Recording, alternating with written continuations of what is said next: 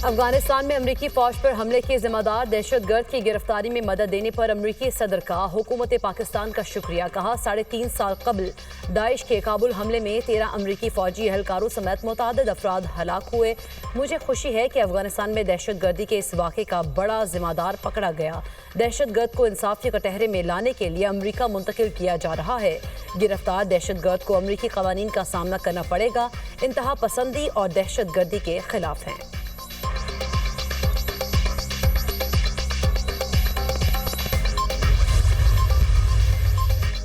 2 अप्रैल से जो मुल्क अमेरिका पर टैक्स लगाए उस पर जवाबी टैक्स लगाएंगे। अमेरिका में चीजें तैयार नहीं करेंगे तो टैरिफ देना पड़ेगा। कनाडा और मैक्सिको को अरबों डॉलर की सब्सिडी दी, अब नहीं देंगे। दुनिया के कई ममालिक ने हमें दहाइयों से लूटा है। गैर कानूनी तारिकीन वतन को बड़ी तेजी से मुल्क से निकाल रहे हैं। अमेरिका दोबारा मजबूत होने के रास्ते पर गामजन है। $5 मिलियन से गोल्ड कार्ड जारी करेंगे जो ग्रीन कार्ड से बेहतर होगा। अमेरिकी सदर डोनाल्ड ट्रंप का हाउस ऑफ नुमाइंदगान से पहला खिताब। अमेरिका का अक़वाम मुत्तहिदा के इंसानी हुकूक काउंसिल से बाहर निकलने का ऐलान। डोनाल्ड ट्रंप ने WHO को करप्ट तरीन इदारा करार दे दिया। जो बाइडन मुल्क की तारीख के बदतरीन सदर करार। कहा अफगानिस्तान से इंतहाई शर्मनाक अंदाज में इनखला किया गया। यूक्रेन तनाज़े को ख़त्म करने के लिए काम कर रहे हैं। डेमोक्रेटिक रुकन कांग्रेस ऑल ग्रीन को तकरीर के दौरान एहतजाज करने पर हाउस से निकाल दिया गया।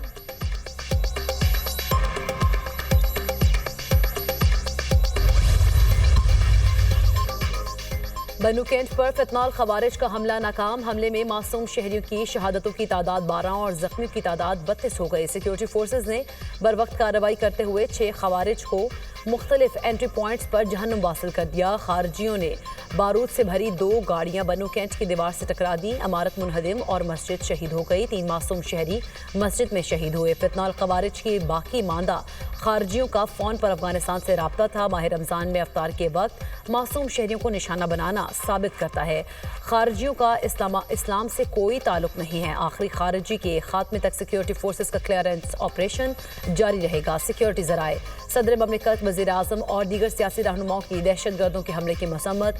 दहशतगर्दाना हमले में कीमती जानी नुकसान पर दुख और अफसोस का इजहार।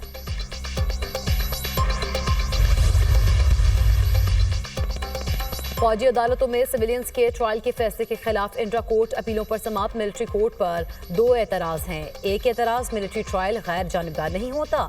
दूसरा एतराज़ कानूनी तजुर्बा न होने का लगाया गया। जस्टिस मोहम्मद अली मजहर के रिमार्क्स। वकील आबिद जुबैरी ने कहा मिलिट्री कोर्ट एग्जेक्टिव का हिस्सा है। जस्टिस मोहम्मद अली मजहर ने पूछा आर्मी के काम में एग्जेक्टिव कहां से आ गया? क्या आप मिलिट्री कोर्ट को अदलिया तस्लीम करते हैं?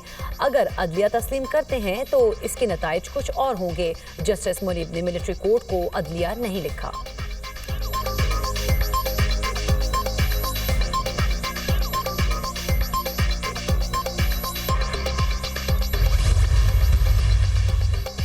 IMF वफ्द के साथ कर्ज प्रोग्राम की दूसरे किस्त के लिए इक़्तिसादी जायजा मुज़ाकरात। IMF वफ्द आज वज़ारत तवानाई हुकाम से बातचीत करेगा। पावर सेक्टर में इस्लाहात, बिजली और गैस टैरिफ से मुतालिक उमूर ज़ेरे बहस आएंगे।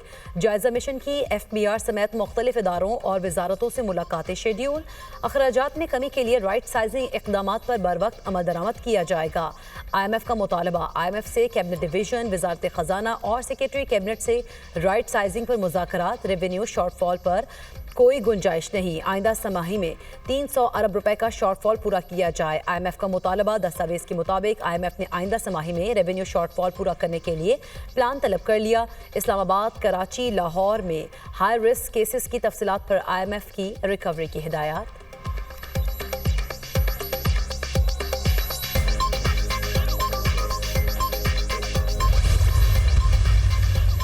बेघर आवाम के लिए छत फराहम करने की फिक्र है। अपनी छत अपना घर प्रोग्राम के तहत लोगों का घर बनता देखकर बहुत खुशी होती है। 5 साल में 5 लाख घर बनाने का हदफ पूरा करने के लिए पुरज़्म है। वज़ीर आला पंजाब की ज़ेर सदारत इजलास 3 मरला फ्री प्लॉट स्कीम से मुतालिक उमूर का जायजा। वज़ीर आला मरीम नवाज की मार्च तक हदफ पूरा करने की हिदायत। अपनी छत अपना घर प्रोग्राम के तहत 9661 घर ज़ेर तकमील हैं। वज़ीर आला को ब्रीफिंग। मरीम नवाज की हाउसिंग स्कीम्स की बहाली के लिए फंड्स जारी करने की भी हिदायत।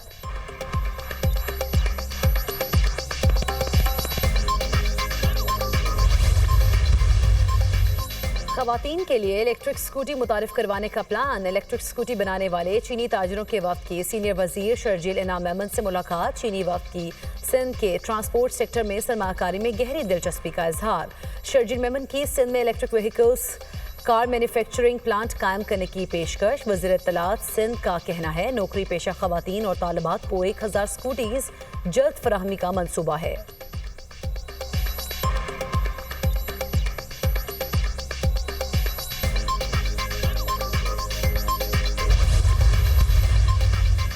مصطفیٰ قتل کیس ملزم ارمغان کی نگرانی سخت کر دی گئی۔ ارمغان کے سیل میں 4 کیمراز لگا دیے گئے۔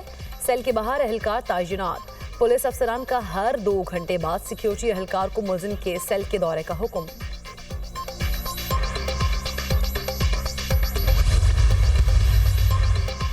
لاپتہ افراد کی بازیابی کی درخواست سے سندھ ہائی کورٹ کا جبری گمشدہ شہریوں کے اہل خانہ کو لاپتہ افراد کی کمیشن سے رجوع کرنے کا حکم۔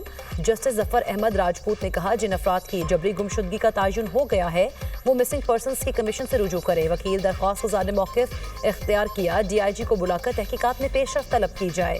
عدالت نے ریمارکس دیے ڈی آئی جی کو بلانے کا کوئی فائدہ نہیں، 8-10 سال سے شہری لاپتہ ہے، معاملہ لاپتہ افراد کی کمیشن میں زیر سماعت ہے، کمیشن ہی کوئی کارروائی کر سکتا ہے۔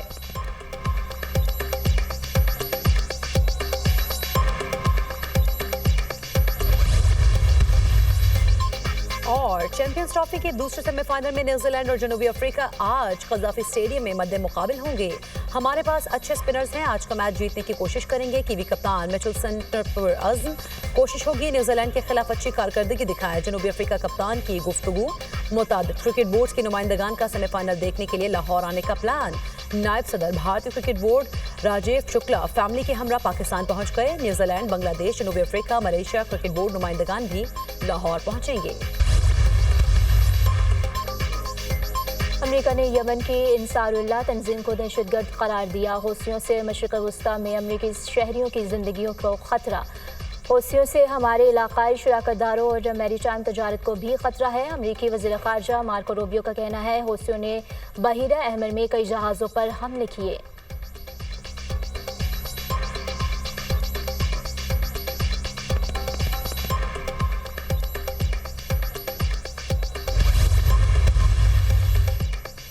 غیر قانونی مظاہروں کی اجازت دینے والے کالجز اور اسکولوں کی وفاقی فنڈنگ روک دیں گے۔